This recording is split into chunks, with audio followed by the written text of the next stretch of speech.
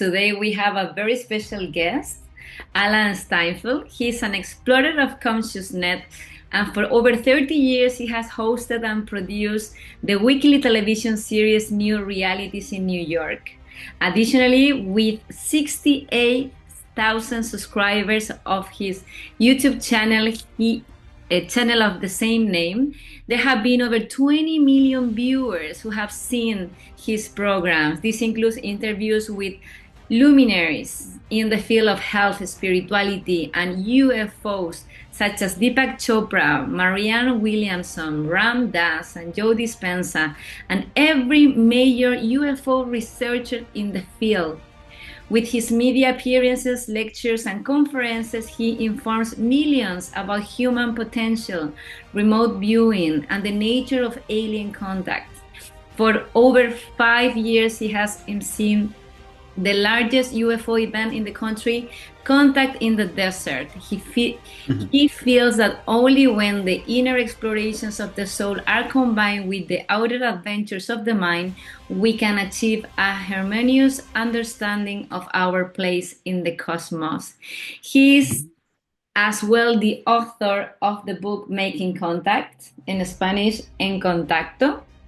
This book is the result of his research and meetings with the world's leading experts and contactees in the field of ufology and alien contact, and who has kindly written the foreword of my new book, Lessons of the Soul, Lecciones del Alma in Spanish. He has done a tremendous amount of work spreading the word about spirituality and the evolution of consciousness over the past 30 years through until today. Well, hello, Alan. Thank you very much for being here today. Thank you, Laura. Well, it's so nice to see you again and talk to you and be with you here again. So thank you for your invitation. Well, I'm really, really glad that you're here. And I have some questions for you about your book. So you became involved with the extraterrestrial subject following your own contact in 1987. Yes. Can you tell us about this experience and how your life changed after that? That is a great question. I was interested in the phenomena when I was younger. I would read a lot of science fiction, Isaac Asimov, Ray Bradbury. There's lots of, national and international authors. And also Star Trek, the original series, that voyages in outer space. I was just fascinated with that. Chapter 7. That's this chapter 7. Chapter 7 is exactly. I write all about that so this is a collection of essays by leading researchers. And I also put my story in there about my contact experience, which is not as dramatic as other people's. I mean, other people, remember the beings. And I was just, it took me a long time to figure out what happened to me. I was driving cross country with my girlfriend, and we were tired. We'd been driving for many hours, and we pulled off the side of the road down a little country road, and we just passed out. We just went right to sleep. And the strange thing is, and this I still don't understand, we woke up in the same position we went to bed in. I don't even remember how I went to bed last night. So to have that as such a distinct memory, it felt like we were in frozen time, suspended animation, all through the night. And I actually called this girlfriend because I was writing about this. I hadn't seen her in many years. And I said, you remember that time we were parked on the side? She said, yeah, the night we were frozen in place. It felt like you were. Yeah, she remembered it perfectly too. So I don't know what happened in that time, but I knew it felt really strange to be at that location. We just got up and got out of there. And it wasn't until a few days later that actually someone noticed this mark on the back of my leg. It was it was like a square. In your book, Yes. You mentioned that you were in the swimming pool with your mother, and she says what my happened. mother. And then she That's said, right. And you said maybe it was a spider, and Yeah. then Yes, my mother, I think, has a long history of contact as well, but she'll deny all of it because she just doesn't let herself believe. Like most people, they don't let themselves believe something is bigger than what they already know. But she has a strange fear of cats. And I said, "What is it about cats that you're afraid of?" She says, "The eyes." And they're slanty eyes. And that is also a sign that people have had contact. So yes, I was standing at the pool after I got home. And they said, "Oh, that's a strange mark." And I said, "What is that?" And I looked at it and it's like, it's at the back of the knee. Who looks at the back of their leg? I mean, you look at the front, but you don't like turn around. And so I don't know if they purposely put it there so I wouldn't notice it, or there's so much to this phenomenon that it's hard to understand how they operate and why they do what they do. And I say nobody has the whole picture. That's why this book is a collection of many different perspectives. It's like the blind man and the elephant. They all have a different part. You put it together, you might have something. So I asked the reader in Making Contact and in El Contacto, it's the same book translated, to read all these essays and ask your own self, what do you believe? I'm not trying to convince anybody. I'm just telling the stories of researchers and experiencers. And then it's up to people if they're willing to go beyond their limited belief. Most people live in a little box. It doesn't matter what country they're in. Their culture actually programs to think inside a box. Unless someone like you wants to think outside the box, look at more possibilities. So I think overall, the UFO phenomena helps us look at more possibilities about reality. And now it's becoming more and more popular. But anyway, I had this mark on the leg and I went to see some people who I knew were into this. This guy, Bud Hopkins. Have you heard that name, Bud Hopkins? Yes. He was an early researcher. He wrote a book called Missing Time, which is sort of what happened to me and this girlfriend. We went to sleep and woke up as if nothing had happened, but there was this whole other thing that it wasn't until years later that it got regressed. But getting back to New York, when I wanted to find out what this was, I asked someone who was involved and she said, "Yeah, that's an abduction mark." And it immediately freaked me out. It's like, what do you do with that? If someone tells you, because obviously there was evidence. It wasn't a spider bite of 4 prongs, it was it felt like an insertion and there was like little scabs. Actually, if you look online, there's other people. I mean, it freaks me out to see that other people had the same thing I had. If you go to abduction marks, you can see these 4 prongs. Lots of times they're 3, like 3 dots in the shape of a triangle, but mine for some reason was 4. I mean, and who knows why they do what they did. So that sucked me down the rabbit hole. So I said, really? How could this be possible? I don't know. I don't remember anything about what happened. And I started to go to every conference. I must have 500 books on UFOs. I started to talk to all the experts in the field, some of who are written chapters in this book, because I wanted to know what had happened to me, what was going on, how come it's not on the front page of the newspaper. When Whitley Strieber, who I know you met, wrote his book Communion with the alien face on the cover, I think it was 1989 it was published, he got 200,000 letters from people around the world saying, "I've seen those beings, I've had similar experiences." And he just was telling his own personal story. I'm just telling my own personal story. It's like, so I didn't remember anything, because some people say they wipe your consciousness or it's not time to remember. But eventually I was regressed, a hypnotic regression. And I was regressed back to that moment. And I saw in this regression, it's hard to know if regressions are things you're making up or things you're actually remembering, because it's not like a memory. People say, oh, they regressed and they remembered this. I don't think it's like that.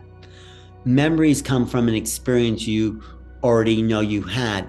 These are, I wouldn't say they're memories, but they're visions of it's not imaginary. It's something, it's like a past life regression, It's like you can't confirm this, but in this regression of this incident back in 1987, I saw the back of my van doors kind of open up with light, and I saw these beings standing there. And I never wanted to be regressed. It took me like 20 years to be regressed because I thought it would be too scary. But I heard someone speak saying he couldn't deal with this for a long time, and he was on addictive medicine in order to block the memory. I said, I don't want to be like that. So I decided to regress myself. And it wasn't as scary as I thought. I saw these big, tall beings. In my memory, they looked like bird type. I didn't get a really clear look at their faces, but they were there to help uplift my vibration. That it wasn't for me. Other people are traumatized, and for me, it felt as if they were helping me and this woman to raise our frequency, and that did change everything in my life. I became obsessed with the subject. What happened to me, and why are they here, and what do they want, and are they good or bad? That's a big question. Should we fear them? Should we worship them? I don't go along with that. But, they are here to, I think, expand us, evolve us to a higher level of possibilities. Catch my attention in your book that even with this experience, like, okay, 1987, I think it was April around this time, Easter time. And you talk about that since you were a child, you were looking to the stars, and from day one, you felt that there was something else. So to me, when I read your book, I feel like for some reason from day one, you knew about this. It's like more remembering, like we are not alone in the universe, and makes me be more sure about that probably we come from the stars in terms of probably in past life experiences, we were also them. And now we come here, we reincarnate as humans. And when I read your book, I think, well, Alan was one of them, was one UFO and came to here to help to awaken everyone about these topics, with the work that you do today. So when these things happens to you, of course, I can believe your life changed. But I would say from day one, since that small Alan looking to the stars and watching Star Trek and, all these things for me was more like he's remembering, like, I know this is familiar to me.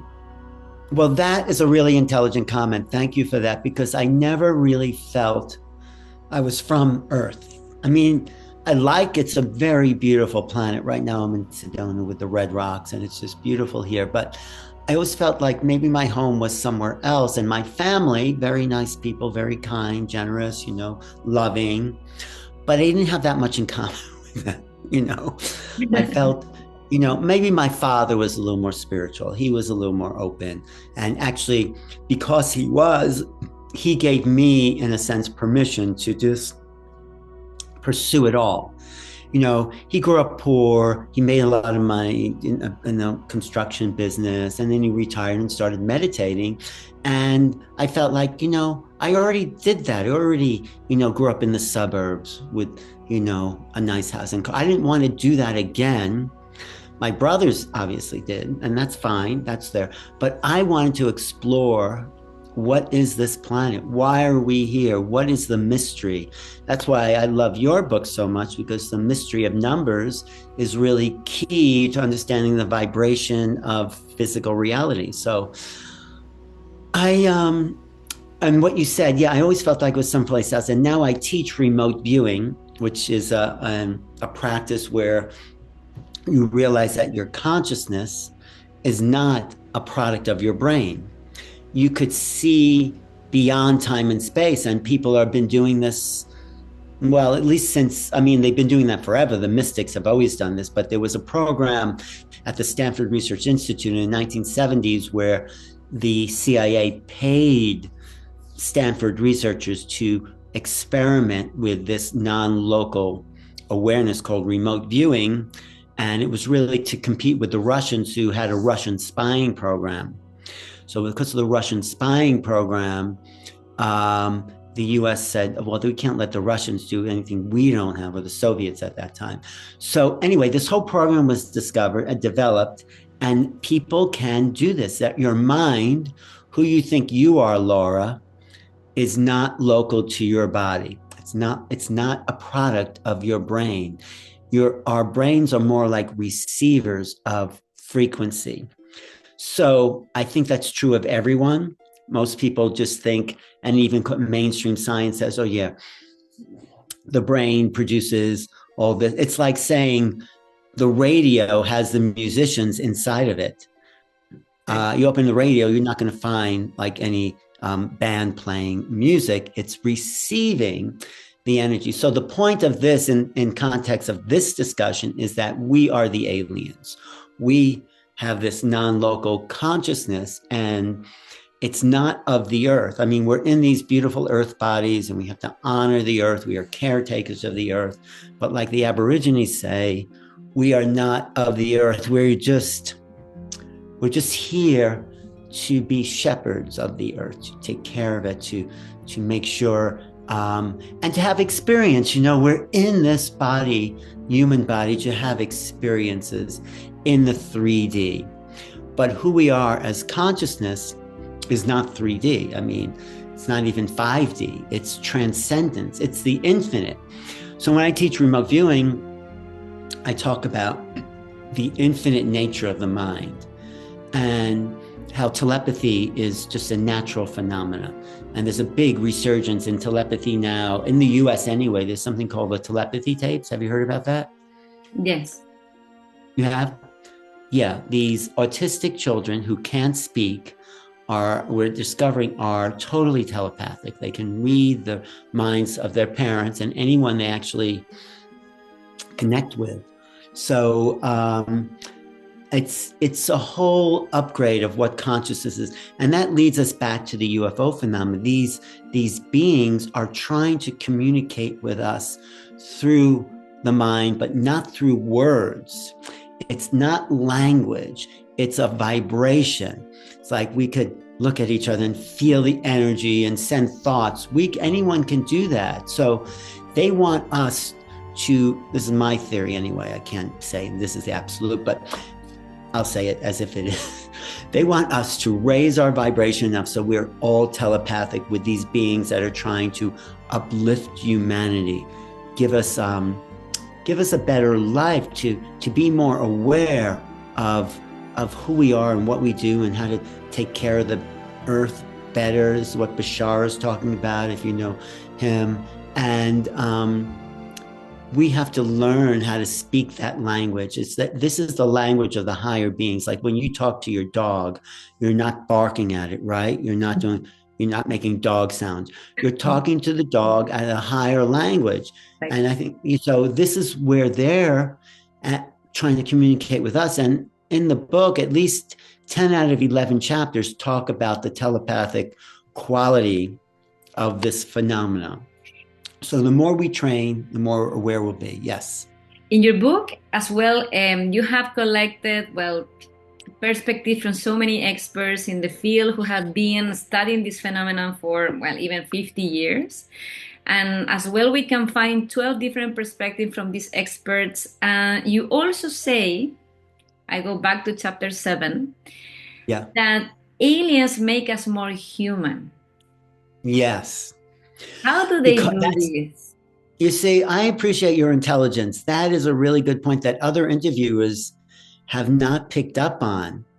So what is it to be human? It's to know that we're connected to the earth. It's not to be on your phone scrolling about the latest. That doesn't make you human. That makes you less, that makes more into what they call, what's that, whatever. It makes you less human to be connected. These are tools. Computers, this is great to see you in person. I hadn't seen you in about 2 years, but, it's great to see you. But people spend all day on their computer. That's their window into the world. Forget the outside. The outside is just a pretty picture. I mean, my mother was sort of like the outside for my mother was something you go through to get from one place to another. It's just, but it makes us more human, because as we meet these beings, we also have to feel more. We have to activate our emotional body, because on a higher level, it's about a soul evolution. Just like your work with numerology, it's to help people show the patterns of their soul so they can use that to evolve to a higher consciousness. So the more we're aware of our thoughts and our feelings, and particularly feelings, the more human we become. And the soul, the growth of the soul can expand, because that's why we're here in these bodies, in these earth bodies, is for soul growth.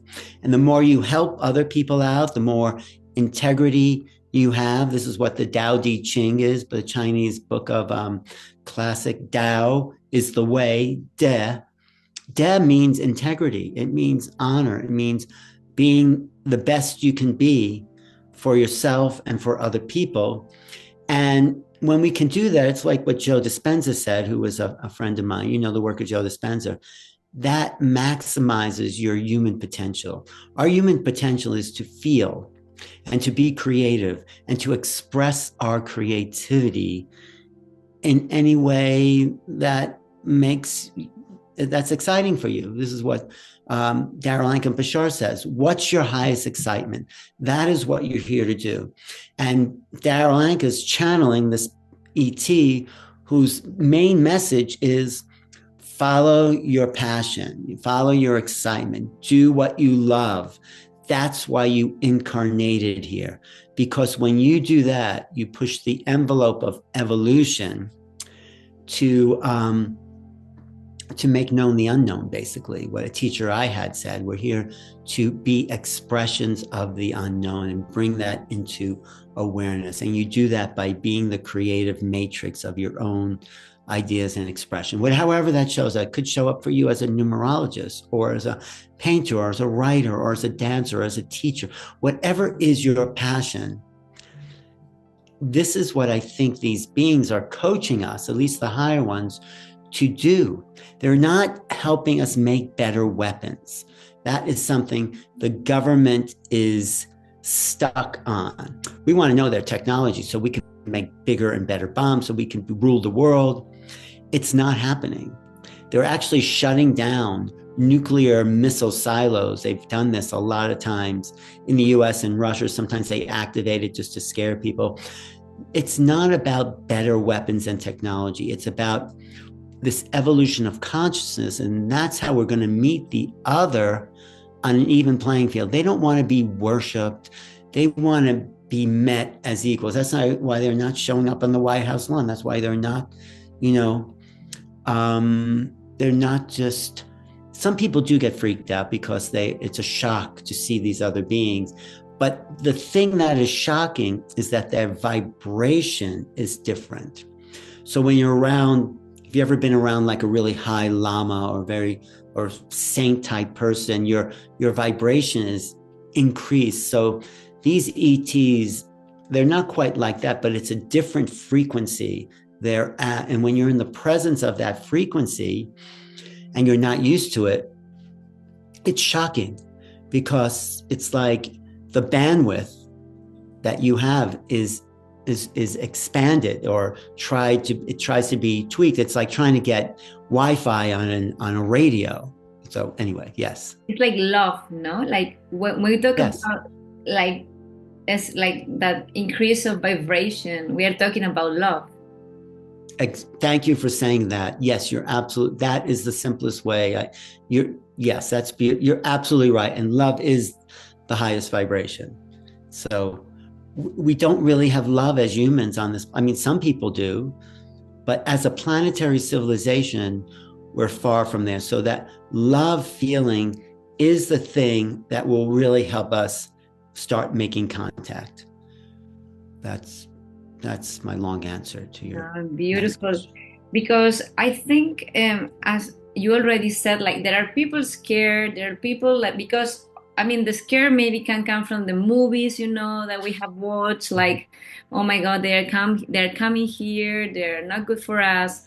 But I think with your book and all these 12 different perspectives from all these experts, your personal experiences, this give us another approach, give us a lot of information, not only what is going on in the world, what is happening with the government, what is happening in general, but also to see these contacts as hope and to cooperate maybe in a way to grow, to help our spiritual awakening, to uplift our vibration.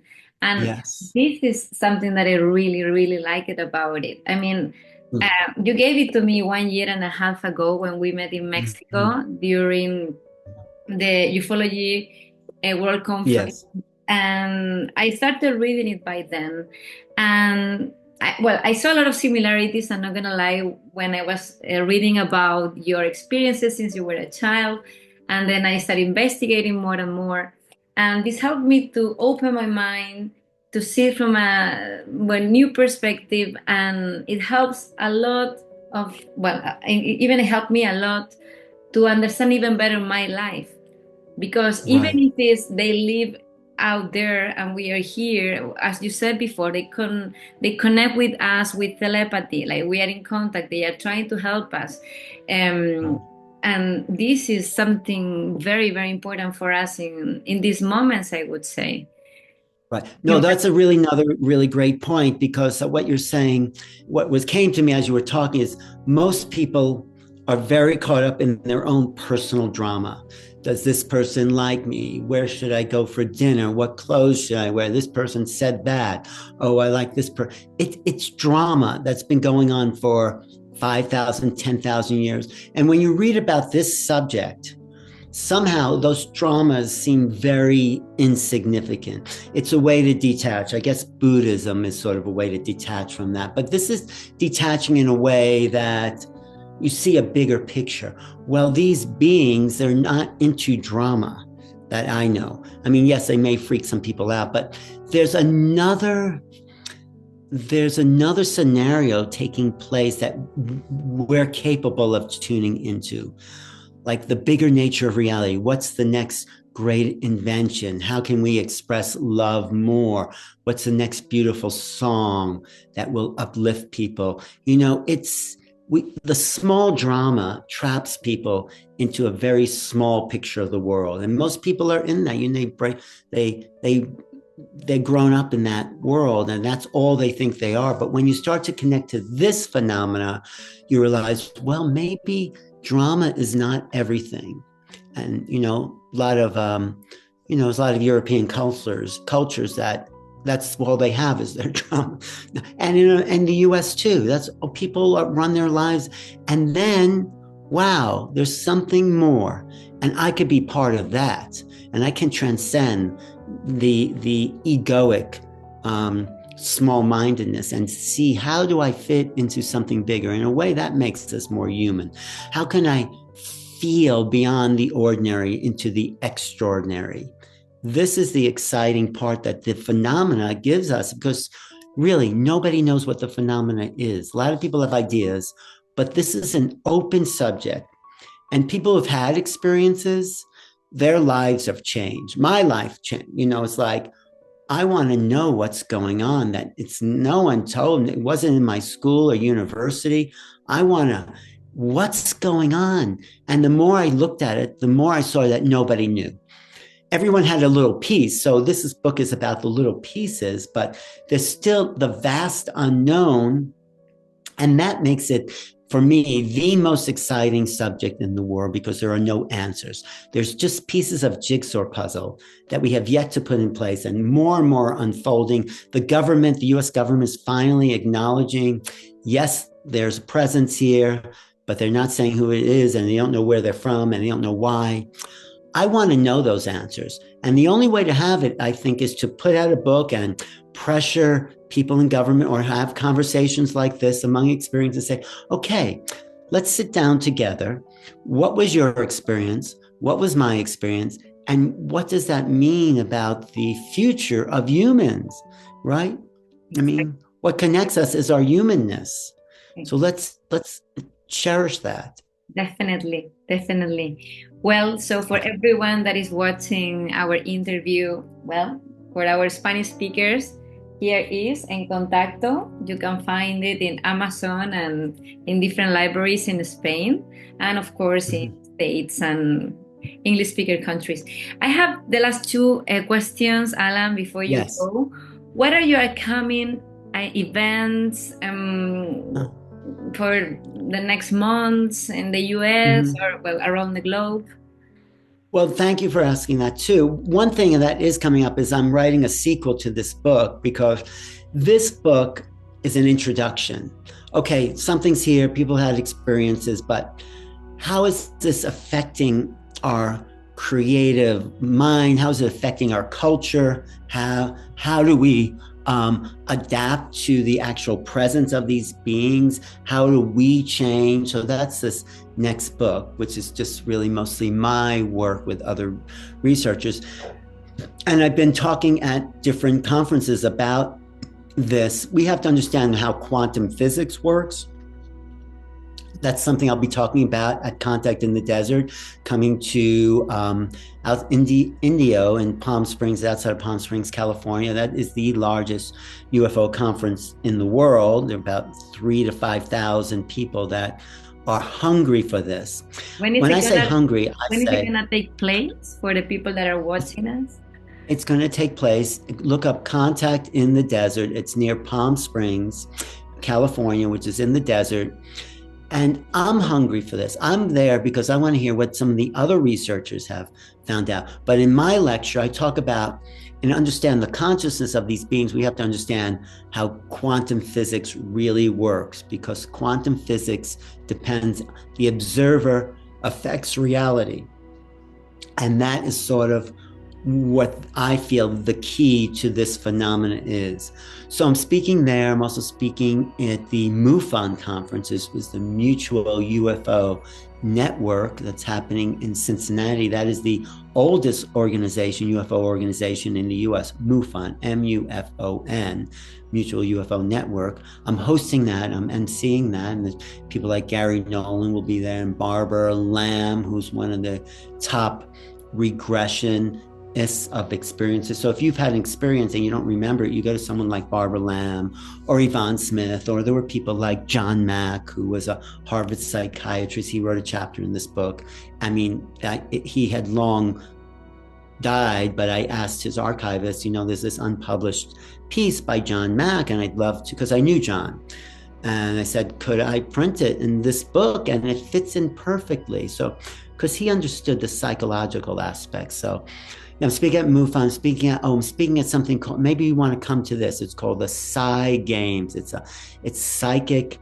We're going to do remote viewing, psychic intuition, telepathy, but compete in a friendly way with different teams to see, okay, who, and what we can learn from each other. It's really not a competition. It's a way to gather together. That's going to be in Charlottesville, Virginia. It's called Psi Games International, August 2nd, 3rd, and 4th, I think, of 2025. That's really going to be fun. It's the first of its time. A lot of great people are coming together, including the woman who's responsible for the telepathy tapes and working with these autistic, non-speaking children.